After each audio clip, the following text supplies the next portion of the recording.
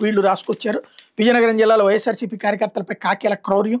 గొర్రెల మండలం జమ్ములో అర్ధరాత్రి ఇళ్లలోకి చొరబడి 40 మంది పోలీసులు.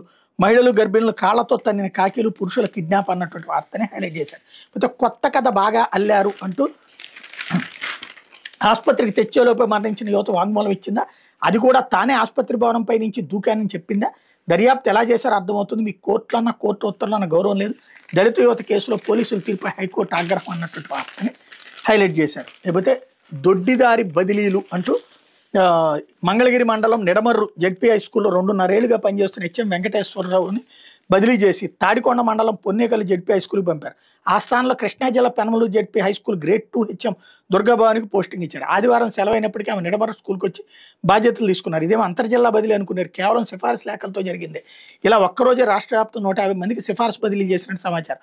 గతంలో సిఫారసు బదిలీలు జరిగిన ఖాళీ స్థానాల్లో మాత్రమే అవకాశం ఇవ్వగా ఇప్పుడు ఏకంగా 2.5 ఏళ్ల సర్వీస్ ఉన్న వాళ్ళని బలవంతంగా పంపించేసి తమకు కావాల్సిన వాళ్ళకి పోస్టింగ్లు ఇవ్వడంపై ఉపాధ్యాయ సంఘాలు ఆగ్రహం వ్యక్తం చేస్తున్నాయి అన్నటువంటి వార్తని హైలైట్ చేశారు.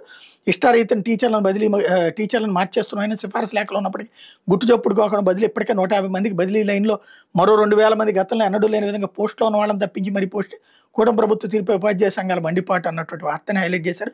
బదిలీకి 2 లక్షల నుంచి 4 లక్షల రూపాయల లంచాలు తీసుకుంటున్నారు అన్నటువంటి వార్తని హైలైట్ చేశారు.